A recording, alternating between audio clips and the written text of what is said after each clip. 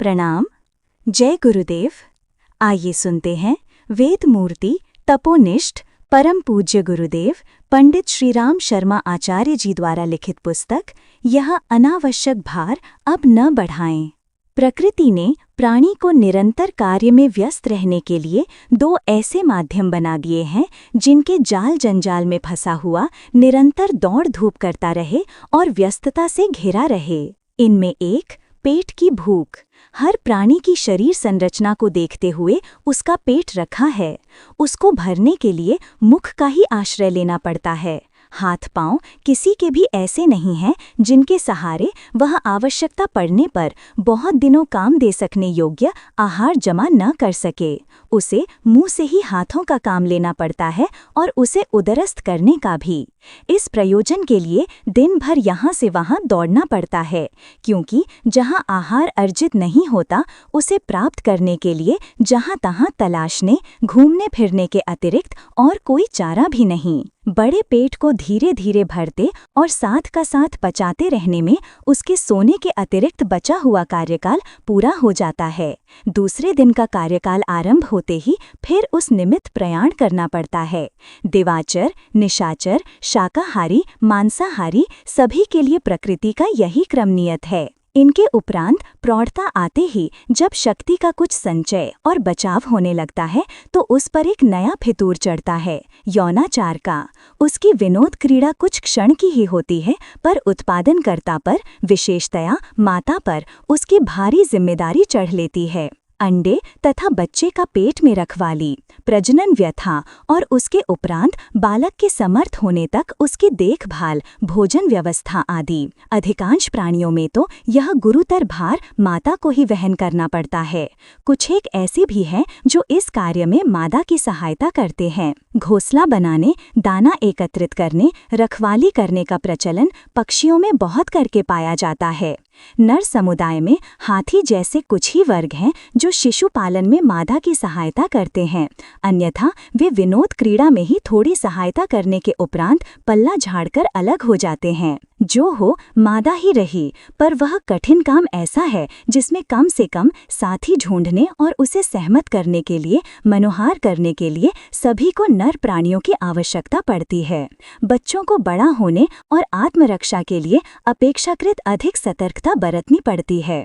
प्राणी समुदाय में समय क्षेप के लिए यहाँ दो तरीके निर्धारित हैं। वे अपनी जिंदगी उन्हीं समस्याओं के समाधान में पूरी करते हुए समयानुसार मृत्यु के मुख में चले जाते हैं।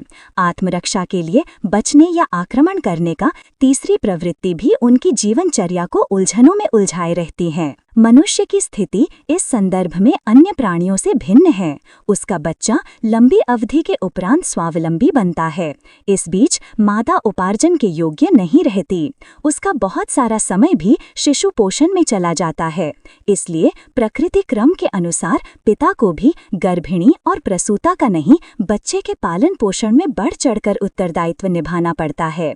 जब तक बच्चे समर्थ और स्वावलंबी होते हैं तब तक माता पिता का बुढ़ापा आ घेरता है और उन्हें बच्चों के उपार्जन पर अवलंबित रहना पड़ता है। यह एक पराकुचक्र है जिसमें अन्य प्राणियों की तरह मनुष्य को भी व्यस्त रहना पड़ता है।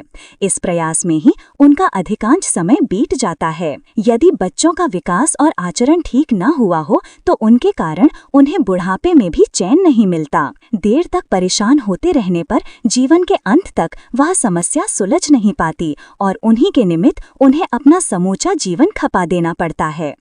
जो मनुष्य जीवन की गरिमा, महत्ता समझते हैं, वे अपने समय और शक्तियों को आदर्शवादी उच्च प्रयोजनों में लगाने की बात को ध्यान में रखते हुए प्रजनन कृत्य से बचते हैं। दाम्पत्य जीवन निर्वाह को यदि प्रजनन रहित रखा जा सके तो उससे कठिनाई नहीं पड़ती, पर प्रकृति क्रम को कोई क्या करे कि दंपत्ति सहवास के उपरांत प्रजनन क्रम चल पड़ता है और बच्चों की संख्या क्रमशः बढ़ती ही जाती है। उनके प्रति दायित्व भी बढ़ता है और मोह भी। पत्नी भी सहचरी के रूप गांठ बंध जाती है। इसलिए देखा गया है कि औसत आदमी पेट और परिवार में ही अपनी सामर्थ्य चुका देता है। ये गाड़ी इतनी भारी हो जाती है कि उसे खींचते रहने में जीवन का सारा शारीरिक और मानसिक सार तत्व खप जाता है। कभी कभी तो अनीतिपूर्ण उपार्जन तक के लिए विवश होना पड़ता है। किंतु कठिनाई एक और भी है कि मनुष्य के अंदर एक उच्च स्तरीय आत्म तत्व भी है जो कितनी ही बातें सोचता है। इतना सुविधा संपन्न जीवन मनुष्य को भगवान ने किस लिए दिया, जिसके साथ विलक्षण शारीरिक संरचना और अद्भुत बुद्धिमत्ता जुड़ी हुई है। वह अन्य प्राणियों को न मिलकर मात्र मनुष्य को ही मिली है, तो इसमें सृष्टा का एक के प्रति पक्षपात और सभी अन्य जीवधारियों के प्रति अन्याय होना चाहिए। यदि ईश्वर की महान गरिमा पर ऐसा दोषारोपण करने का मन न करना पड़ता हो, तो फिर शास्त्रकारों और आप्तवचनों पर विश्वास करते हुए ऐसा मानना पड़ता है कि मनुष्य जीवन किसी विशेष उद्देश्य के लिए मिला है। किस काम के लिए? उसका उत्तर है कि अपनी गरिमा को बढ़ाने के लिए और विश्व उद्यान को समुन्नत सुशोभित करने के लिए पुण्य परमार्थ स्तर के कार्य करने में संलग्न रहा जाए। निज का व्यक्तित्व निखारने के लिए गुण कर्म स्वभाव में उत्कृष्टता का अधिकाधिक समावेश करना पड़ता है और परमार्थ के लिए सत प्रवृत्ति संवर्धन की सेवा साधना में संलग्न रहना पड़ता है। ये दोनों कार्य परस्पर अविच्छिन्न रूप से जुड़े हुए हैं।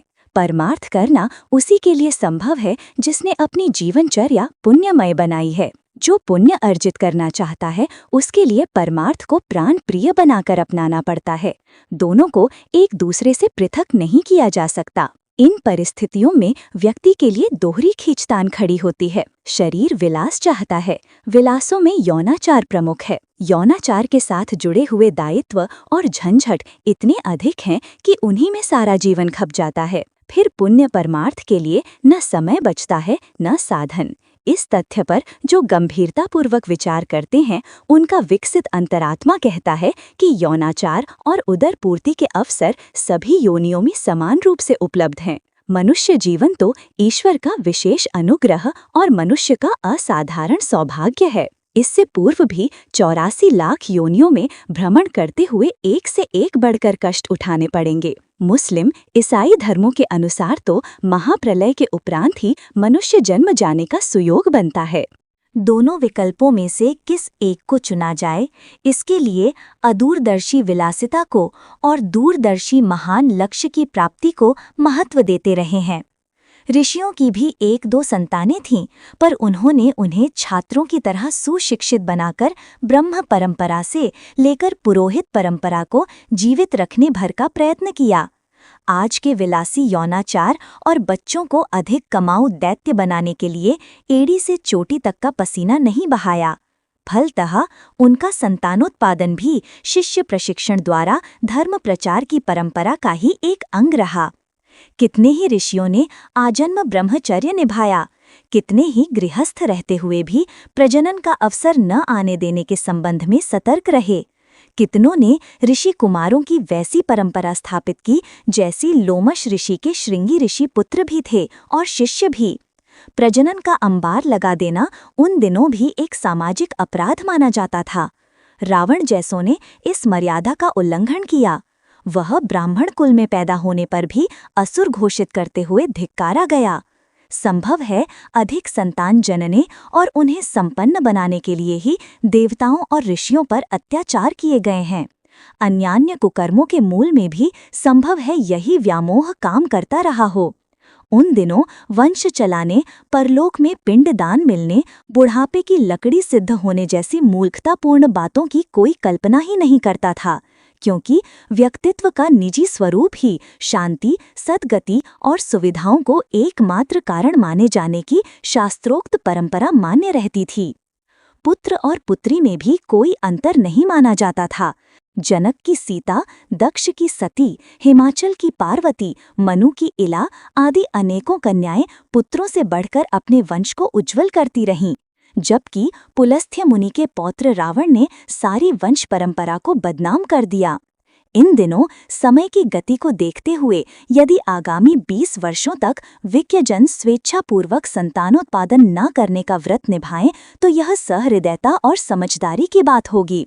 समझदारी इसलिए कि धरती की शक्ति और अधिक मनुष्यों का भार बहन करने की रह नहीं गई है। धरती के 2/3 भाग को समुद्र घेरे हुए है। 1/3 में पर्वत, रेगिस्तान, ऊसर, बंजर आदि का बड़ा भाग है। सिंचाई के साधन हर जगह नहीं हैं। वर्षा न होने पर वे क्षेत्र घास तक उपजाने में असमर्थ हो जाते हैं। जितनी धरती है वह वर्तमान 500 करोड़ मनुष्यों के लिए अन्न, शाक, वस्त्र, पानी, निवास, आवास, पशुपालन आदि के लिए जगह चाहिए। अब तक का काम तो किसी तरह चल गया, पर आगे के लिए अब तनिक भी गुंजाइश ऐसी नहीं रही है कि 500 करोड़ वर्तमान जनसंख्या के साथ जुड़े हुए प्रायः इतने ही पालतू पशुओं का निर्वाह कर सकें। ईसा के समय अब से 2000 वर्ष पूर्व समस्त संसार में प्रायः 15 करोड़ व्यक्ति थे। वे आर्थिक और बौद्धिक सुविधाएं बढ़ने से इन दिनों 500 करोड़ अर्थात प्रायः 35 गुने हो गए हैं। ये चक्रवृद्धि क्रम है। 1 के 4 बच्चे, 4 के 16 और 16 के 64। एक पीढ़ी 20 वर्ष में बढ़ जाती है। इस क्रम से 60 वर्ष में एक व्यक्ति की संतानें बढ़कर 64 तक हो सकती हैं। ये क्रम रुका नहीं तो अभी तो भोजन की महंगाई और निवास की कठिनाई है, पर आगे चलकर पीने का पानी और रहने को छाया का भी संकट खड़ा हो जाएगा। जगह खाली करने के लिए एक ही उपाय रह गया है कि जंगल काटकर पेड़ समाप्त किए जाएं और उस स्थान में आवास बनाने या अन्न उगाने जैसे काम किए जाएं। किंतु देखा ये गया है कि पेड़ कटते जाने से अन्य अनेक तरह की मुसीबतें खड़ी हो जाती हैं। वायु प्रदूषण बढ़ता है, क्योंकि पेड़ों में ही प्रधानतया हवा को शुद्ध करने और वायु में ऑक्सीजन भरने की शक्ति होती है। यदि उसे नष्ट कर दिया जाए तो वायुमंडल में इतनी विषाक्तता भर जाएगी कि शुद्ध सांस लेने भर को जगह नहीं मिलेगी। पेड़ कटने का दूसरा प्रभाव होता है कि बादलों को बरसाने के लिए पेड़ों की चुंबकीय शक्ति काम करती है। उसके घट जाने पर वर्षा का अनुपात कम हो जाता है। दूसरे, जिस जमीन को पेड़ों की जड़ें पकड़े रहती हैं और नम बनाए रहती हैं, उसका पेड़ कटने पर वह गुण समाप्त हो जाता है। फलतः वर्षा होने पर मिट्टी घुलकर नदियों में चली जाती है, उनकी सतह उथली होने लगती है। फलतः बाढ़ें आती हैं और हर साल ढेरों उपजाऊ भूमि बहा ले जाती है। नदियों की गहराई उथली होती जाती है और नदियों का पानी फैलने लगता है। यह संकट हर वर्ष के लिए खड़ा हो जाता है और पौधे गल जाने से उपज घटने लगती है। जमीन की ऊपरी परत ही उपजाऊ है, नीचे खोदने पर उर्वरता रहित मिट्टी निकलने लगती है।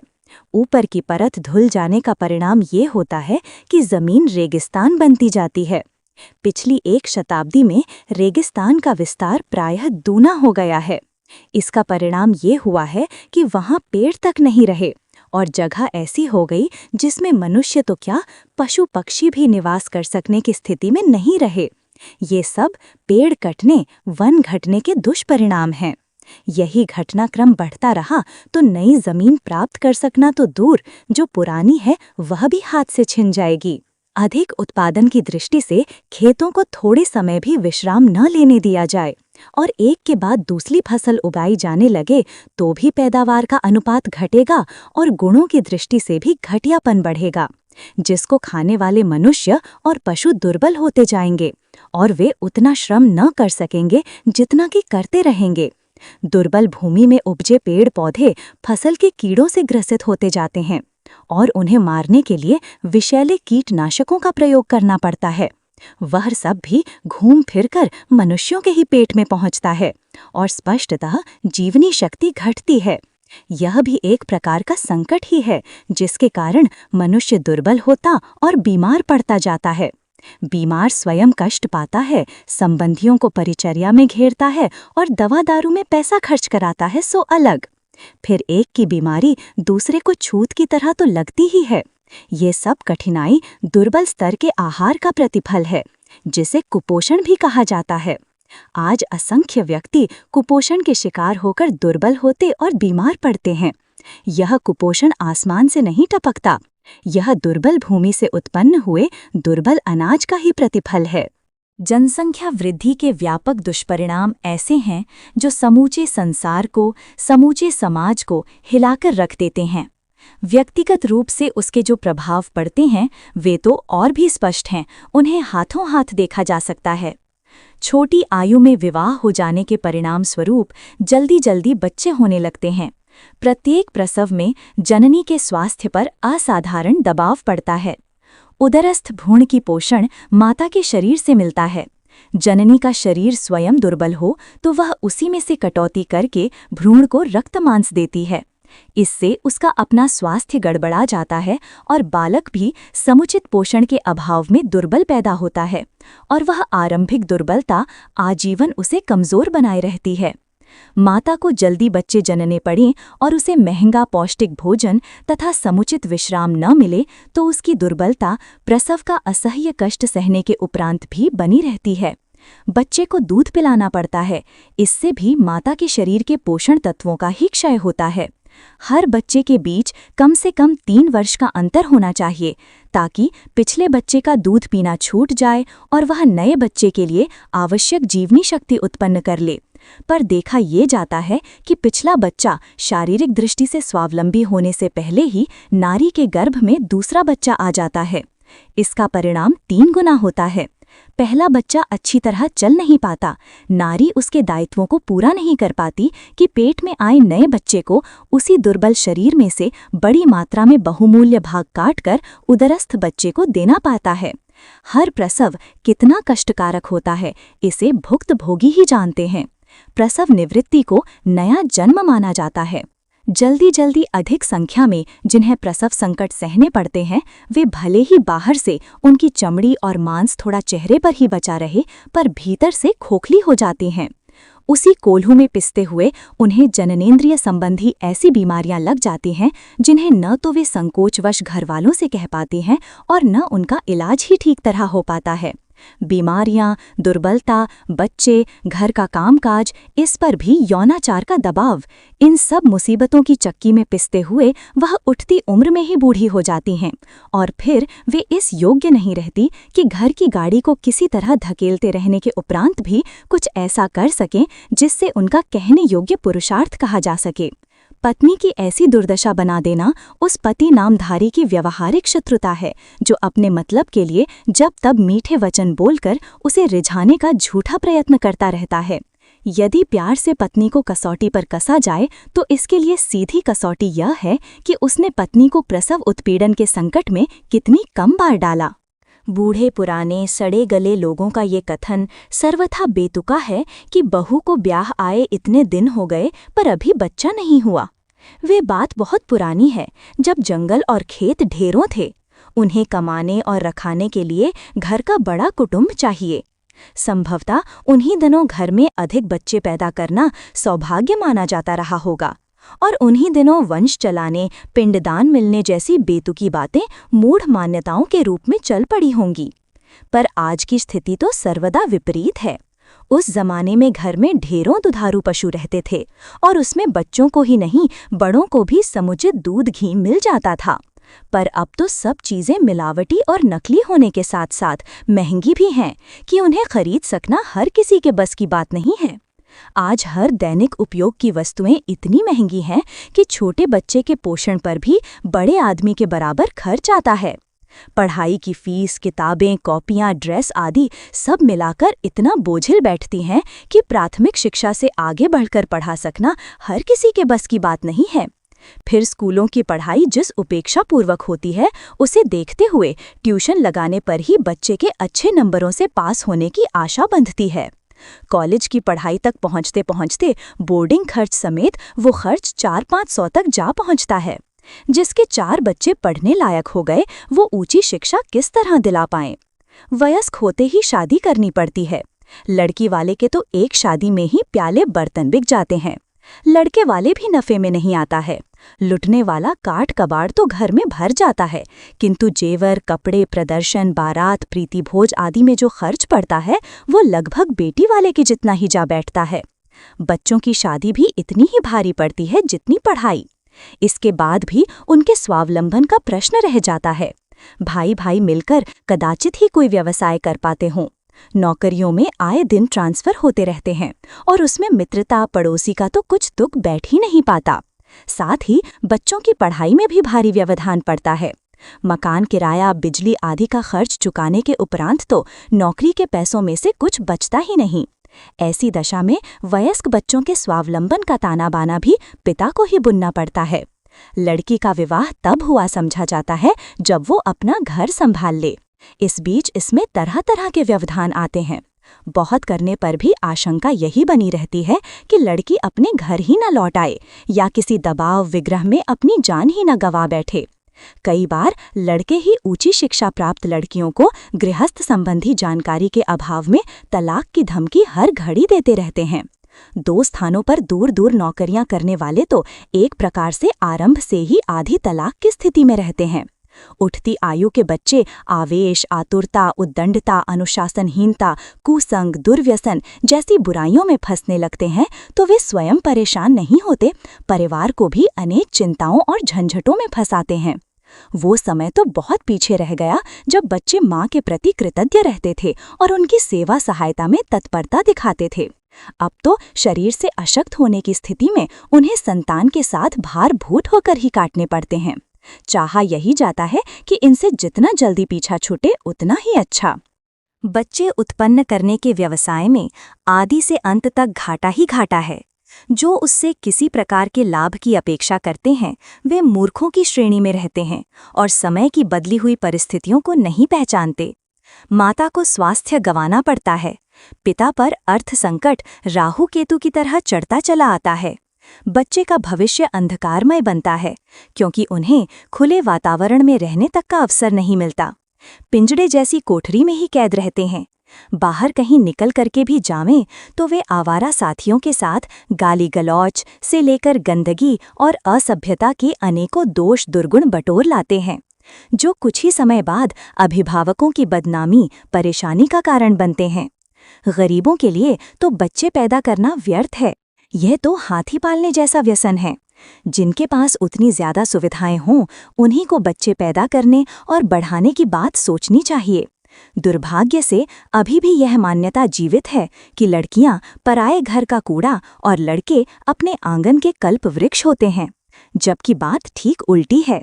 लड़कियों के विवाह के बाद जिम्मेदारी हल्की हो जाती है। वे अपना घर संभाल लें तो उसके उपरांत निश्चिंत होकर प्राचीन परंपरा के अनुसार वानप्रस्थ लेकर उस दिशा में कदम उठाए जा सकते हैं जिससे मनुष्य का जीवन, संस्कृति का पुनर्जीवन तथा लोकमंगल के उपयोगी कार्यक्रम में लग पड़ने में किसी प्रकार का अवरोध नहीं रहता। किंतु लड़के होने पर उनके पोते परपोतों को गले से बांधे फिरने का मोह छोड़े नहीं छूटता। व्यक्ति जैसे जैसे बूढ़ा होता जाता है वैसे वैसे वह अपने ऊपर से नियंत्रण खोता जाता है। लोभ और मोह का आक्रमण उस अवधि में दूना हो जाता है। घर परिवार की चिंताएं उसी निठल्ले पर बैठती हैं। अपनी मर्जी चलाता है तो उसे कोई सुनता नहीं। अगला जन्म और धर्म कर्तव्य भी नहीं सोचता। घर की चौकीदारी, छोटे बच्चों की निगरानी जैसे व्यर्थ के काम करता रहता है। अपमान सहता और मोहजन्य प्रताड़नाएं सहता है। इसी प्रकार मौत के दिन आ धमकते हैं और इच्छा आकांक्षाओं से लिपटा हुआ व्यक्ति फिर 84 के चक्कर में घूमने के लिए निकल पड़ता है। अंतिम दिनों की आदतों और इच्छाओं के अनुरूप ही अगला जन्म मिलता है। यह स्थिति बेटे पोते वालों की अधिक होती है। जिनकी मात्र कन्याएं ही हैं वे उनके विवाह के बाद अपने को हल्का फुल्का अनुभव करते हैं और बची हुई जीवन संपदा को वानप्रस्थ जैसे देव जीवन में प्रवेश करते हुए अपनी और देश, धर्म, समाज, संस्कृति की सेवा कर सकते हैं। आजीवन चिंताग्रस्त एवं व्यस्तताग्रस्त रहने को कोई बहाना रह नहीं जाता। जिन्हें व्यामोह को ही अपना प्राण प्रिय बना लिया है वे तो दूर के किसी संबंधी के साथ भी लिपटे रहते हैं। जिन्हें जीवन लक्ष्य का स्वरूप ही विदित नहीं है उनके लिए कोई कुछ क्या कह सकता है और क्या सोच सकता है। जिनको बच्चों की इच्छा रही ही नहीं है वे भरी जवानी में ही एकाकी या पत्नी समेत अपना जीवन परमार्थ प्रयोजनों में लगाए रह सकते हैं।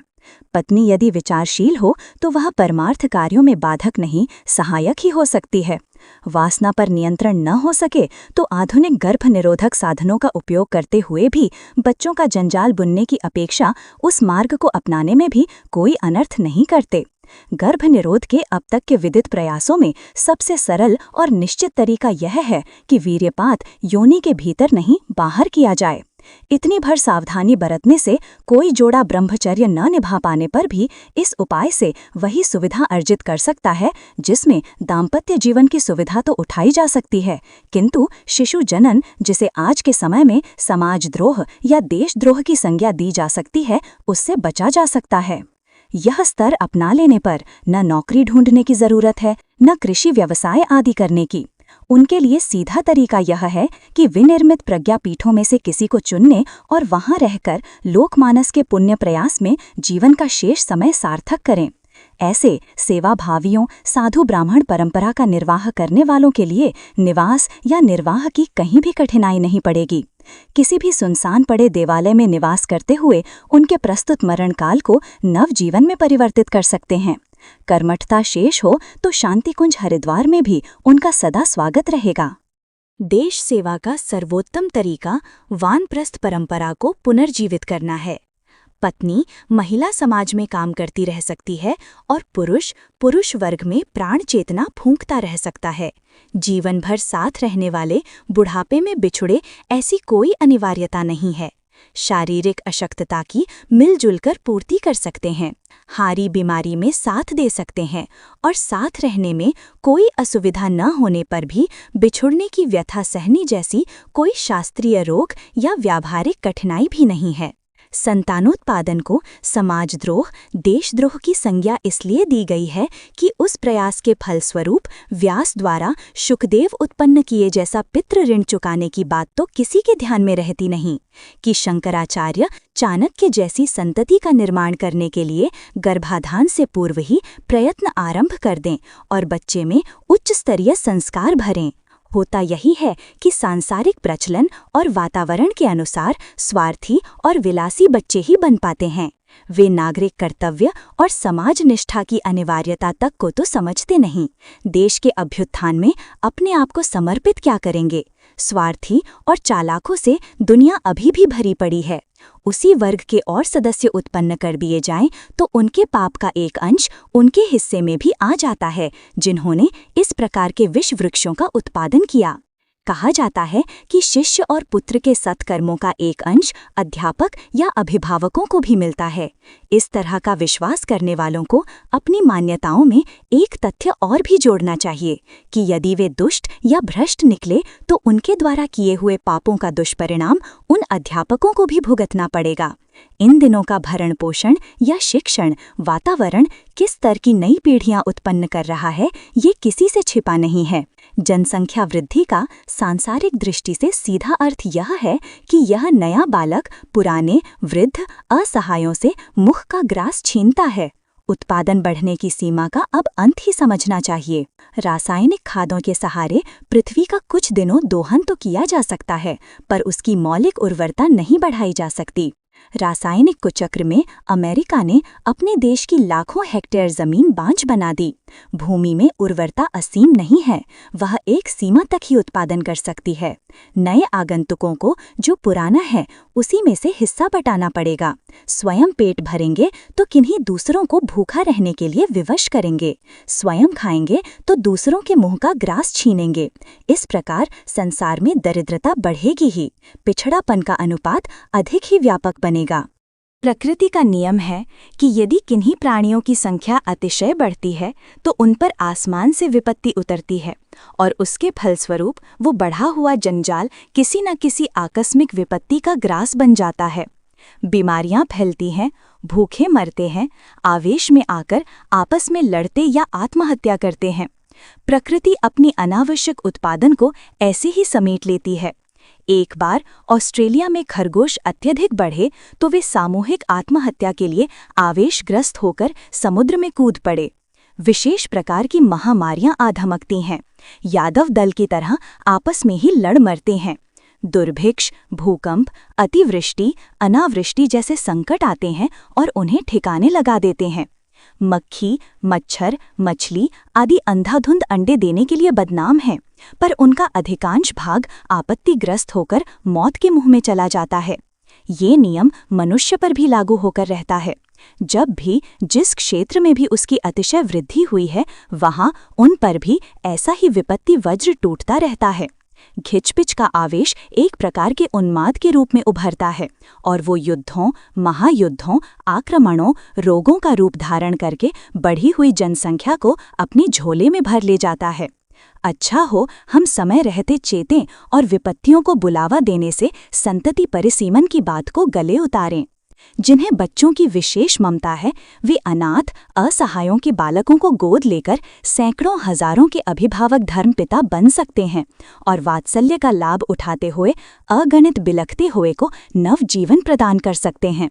आज ऐसे हजारों अनाथालयों की हर जगह, हर क्षेत्र में, हर वर्ग में आवश्यकता है, जो अत्यधिक बच्चे वालों की संतान को गोद लेकर उन्हें सुयोग्य, समुन्नत बना सकते हैं।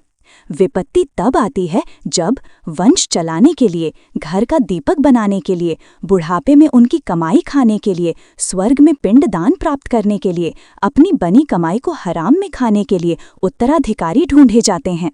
इस स्वार्थ भावना को गोद लिए बच्चे भी ताड़ लेते हैं और बुढ़े बुढ़ियों को जल्दी उठ जाने की कामना एवं चेष्टा करते हैं ताकि उस हराम की कमाई का मनमाना उपयोग करने के लिए उन्हें जल्दी से जल्दी अवसर मिले। ऐसे गोद लिए लड़कों द्वारा उन तथाकथित अभिभावकों की हत्या कर दिए जाने या करा दिए जाने की अनेकों घटनाएं आए दिन सुनने को मिलती हैं। उन पर कोई आंसू भी नहीं बहाता, क्योंकि उन्हें उत्तराधिकार की संपत्ति का लोभ दिखाकर बाप, भाई, बहनों से छुड़ाया गया होता है। इस कृत्य के पीछे निकृष्ट कोटि की स्वार्थपरता प्रत्यक्ष झलकती है और जैसे को तैसा फल मिलने पर सुनने वाले व्यंग उपहास ही करते हैं। ऐसे मरणों पर कोई सच्चे मन से दुख नहीं मानता और जमाने का प्रचलन कहकर चुप हो जाता है। यह मार्ग अपनाने की अपेक्षा बिना अपनेपन या मोह, उत्तराधिकार का मन में रखे बिना यदि अभावग्रस्तों के बालकों को पालने और पढ़ाने भर का उद्देश्य सामने रखकर अपनी संचित संपदा को लगाया गया होता तो वे बच्चे बड़े होने पर कृतज्ञ भी रहते, सद्भावना का आदर भी करते और हराम की कमाई लूटने के लिए चले जाने की आए दिन धमकी भी न देते और अवसर पाकर हत्या कर डालने जैसा क्रूर कर्म भी न करते। जिनके पास पैसा है किंतु संतान नहीं है, उन्हें भतीजों को बांट जाने की अपेक्षा उन जरूरतमंदों के लिए उदारता उभारनी चाहिए जो भले ही अपने अंश वंश के नहीं हैं किंतु अभावग्रस्तता की परिस्थितियों के कारण सहायता के अधिकारी हैं। जिन्हें संतानें हुई ही नहीं, उन्हें ईश्वर का महान कृपा पात्र मानना चाहिए कि उत्कृष्ट कर्म करने और जीवनोद्देश्य पूरा करने के लिए अलभ्य अवसर मिला। जिनके मात्र लड़कियां हों, उन्हें समझना चाहिए कि पर ब्रह्म की तो नहीं पर लक्ष्मी, सरस्वती, गायत्री जैसी किसी देवी की कृपा हुई। उन्हें अपनी पवित्रता की प्रतीक कोई देवी घर में भेजी। जिन्हें लड़के ही लड़के हों, उन्हें समझना चाहिए कि पिछले जन्मों में किन्हीं कर्जों का बोझ लाद कर मरा है, जो इस जन्म में कोल्हू के बैल की तरह पिटते कुटते उस कर्ज को चुकाना पड़ेगा। असल में बात यह है कि हमें सतयुग की ओर वापस लौटना पड़ेगा, जबकि सारी दुनिया में 15 करोड़ मात्र आदमी थे। खेतों का, जंगलों का अभाव नहीं था जिनमें मनुष्य या पशु पक्षी चैन से रहते थे। आज की बढ़ती हुई जनसंख्या ही है जो पेट भरने के लिए खाद्य अखाद्य का विचार किए बिना किसी प्रकार पेट भरने की बात सोच रही है। अभी तो मुर्गी, मछली, सुअर जैसे जानवरों से पेट की आग बुझाने की बात सोची जा रही है, पर वो दिन दूर नहीं जब बढ़ते हुए जल प्रदूषण, वायु प्रदूषण, कीटनाशकों के प्रभाव से ये वर्ग संसार से उठ जाएगा और मनुष्यों को शायद घास खाकर गुजारा करने की बात सोचनी पड़े। कभी समयानुसार चाल तेज भी करनी पड़ती है, किंतु स्टेशन पर पहुंचते ही गाड़ी धीमी पड़ती और रुक जाती है।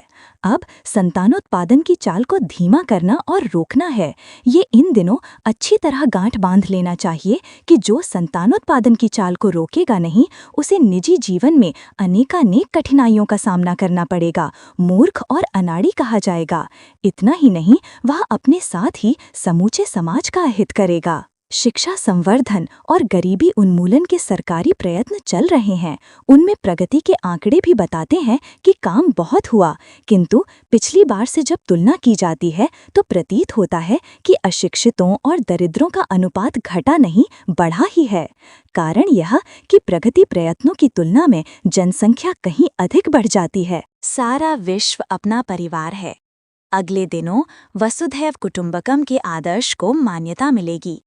जिस प्रकार एक दयालु डॉक्टर अपने अस्पताल के मरीजों की पूरी देखभाल और चिकित्सा करता है, उसी प्रकार हम में से प्रत्येक को अपने निर्बलों, अशक्तों और साधनहीनों के लिए अपनी क्षमता को नियोजित करने की बात सोचनी चाहिए।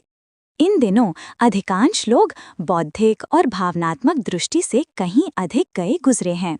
गरीबी भी इसी कारण है और पिछड़ी स्थिति में पड़े हुए हैं। जो सामने मौजूद हैं, उनकी सेवा सहायता में अपनी क्षमता को लगाना क्या बुरा है कि हम नए लोगों को इस निमित्त बुलावें जो यहाँ नहीं हैं, अनेक समस्याएं लेकर हमारे और संसार के ऊपर कूद पड़ें। समझदारी इसी में है कि जितने लोग अत्यंत पीड़ित और सहायता के लिए आतुर हैं, पहले उन्हीं की देखभाल की जाए। जिनके पास उत्तराधिकार में कोई धन है, जो छोटों को कंधे पर बिठाना और दुलार करना चाहते हैं, उनके लिए इसी समय भटकते लोग इतने अधिक हैं कि वे उसी कार्य में आजीवन लगे रह सकते हैं, जबकि बच्चों की कोमलता का लाभ कुछ ही दिन उठाया जा सकता है। आज अनेकों अनाथालयों की, विद्यालयों की, चिकित्सालयों की आवश्यकता है। यदि सचमुच हम भावनाशील हैं और वात्सल्य की दुहाई देते हैं, तो ये अच्छा कि जो काम हाथ के नीचे पड़ा है उसी को संभालें।